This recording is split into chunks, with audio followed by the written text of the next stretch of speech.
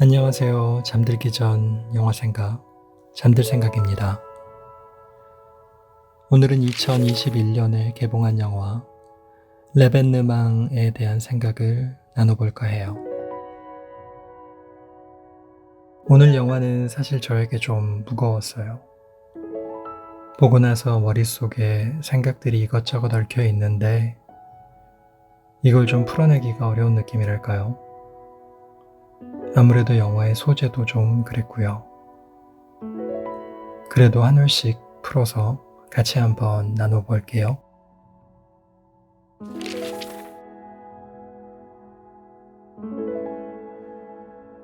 그녀가 그토록 원하는 게 무엇이었을까요? 무엇을 원했길래 지금 그녀가 가진 짐이 그렇게 방해가 된다고 생각했을까요? 그 시절에 집에 있는 여자로 만드는 병은 다른 어떤 것과도 함께 할 수 없는 것이었나 봐요. 그래서 그렇게 모든 힘을 다해서 피하고 싶었나 보다 하는 생각이 들었어요. 비록 영화 속 대사처럼 성스러운 누더기가 되더라도 말이죠. 어떤 것에 열정을 가질수록 한 가지 생각에 갇히기가 쉬운 것 같아요. 좋을 때는 한없이 좋아 보이고 한번 눈밖에 나면 더 이상 다시 눈에 들일 수 없게 되는 거죠. 그리고 그렇게 한참을 빠져 살다가 그 열정이 식을 때쯤 다시 객관적인 눈을 갖게 되었을 때 예전에 내가 중요하게 생각했던 것의 가치가 지금과는 많이 다름을 느낄 때가 있어요. 그런데 여기서 그 차이가 컸을 때는 이후 내가 감당해야 할 것들이 많아지죠. 그때 내가 왜 그랬지 하고 후회해 본 적 다들 있으시죠? 하지만 한번 눈이 돌아가면 다른 사람의 도움 없이는 혹은 다른 사람의 만류가 있더라도 결코 쉽게 그 상황에서 빠져나올 수는 없잖아요. 그리고 이렇게 눈이 돌아가는 상황은 경험이 적을수록 혹은 어릴수록 발생하기 쉽죠. 지금 보는 내 관점이 절대적인 것처럼 느껴지는 거 말이에요.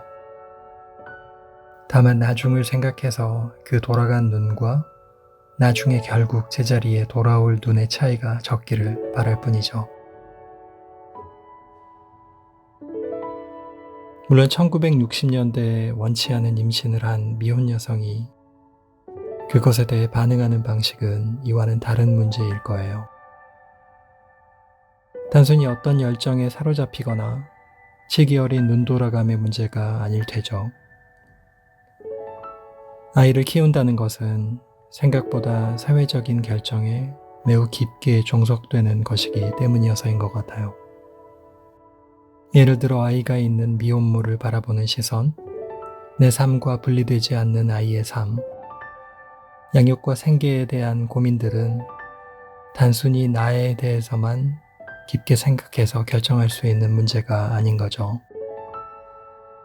만약 어떤 문제가 생길 경우 마지막에는 대부분 엄마가 비난을 짊어지게 되기도 하고요.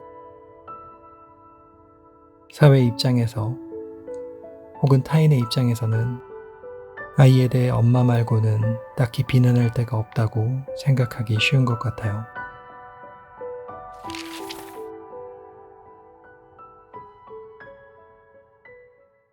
어떻게 보일진 모르지만 전 주인공 안이 선택했던 것이 도망이라고 생각하진 않아요. 집에 있는 여자가 되는 것으로부터 도망이 아니라 오히려 자유를 위한 갈망에 가까운 거라고 생각했어요. 본인이 선택하지 않은 종속으로부터 자유로워짐을 원하는 안에게 그것은 꼭 그 다음 구체적으로 원하는 무언가가 명확하게 있어야만 하는 건 아니라고 생각했어요. 안이 말한 것처럼 꼭 글을 쓴다는 목적이 있어야만 할 건 아니었다고 생각했어요. 그리고 꼭 다른 대단한 목적이 있어야 할 것도 아니었다고 생각해요.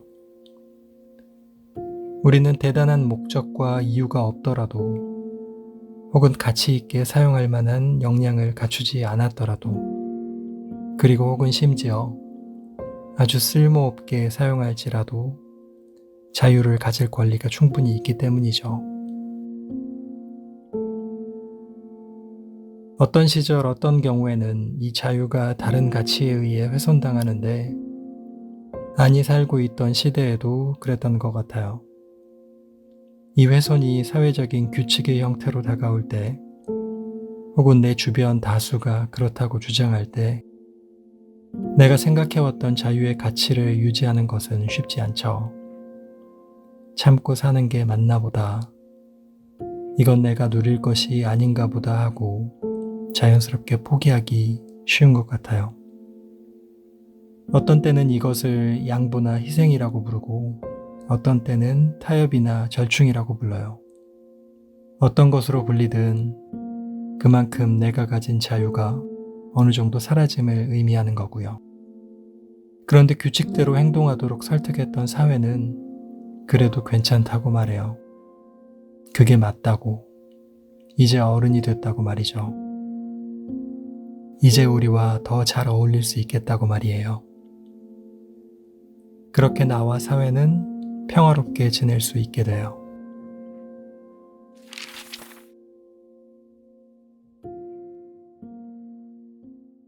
그런데 내가 어딘가에 잘 어울린다는 것은 어떻게 보면 내가 이미 어떻게 되도록 결정된 하나의 조각이 되는 것일 수도 있다는 생각이 들었어요. 다른 조각에 딱 맞춰 들어가도록 이미 형태가 만들어져 있는 조각 말이에요.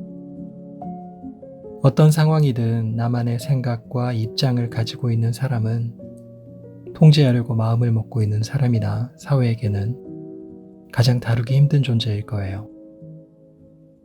그리고 이런 존재가 많은 곳에서 전체로서의 효율성은 떨어지게 되죠. 집중력은 모두가 한 방향으로 움직일 때 발생하니까 말이에요. 사회 규칙이 생기는 이유는 이 때문인 것 같아요. 규칙을 따르다 보면 집중력과 효율성이 생기고 우리 모두는 저마다의 자리를 가질 수 있게 되는 거죠.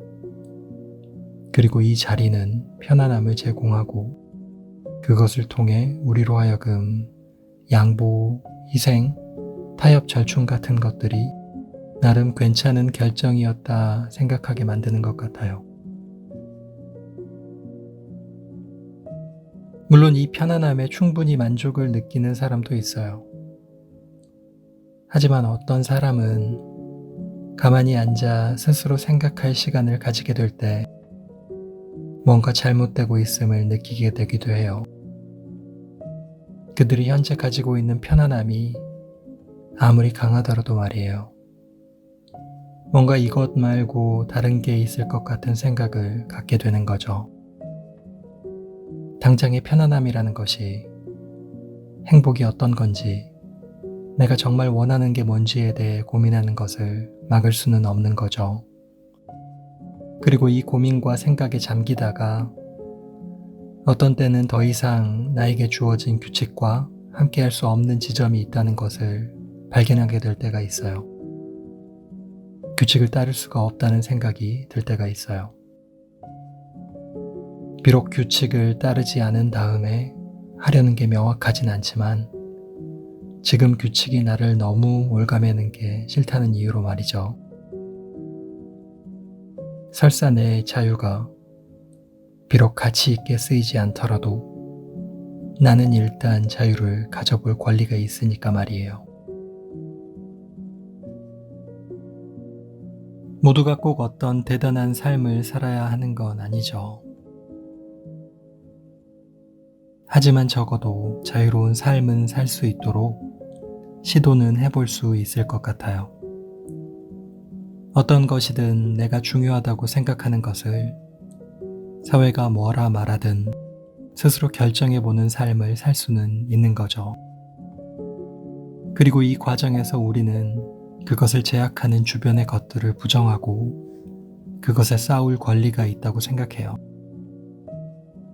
내 삶의 명예라는 것은 모두에게 인정받는 대단한 삶이라는 것으로 만들어진 결과가 아니라 이렇게 스스로에게 자유를 부여하기 위해 싸우는 시도 그 자체일 수도 있다는 생각이 들었어요. 혹은 명예는 그 시도를 하는 용기에 부여되는 것일 수도 있고요. 그리고 이 명예를 지킬 수 있다면 최소한 나는 내 삶을 사는 것이라 자부할 수 있겠다는 생각이 들었어요. 오늘 영화 네벤느망에 대한 생각은 여기까지였어요. 좋은 밤 되세요.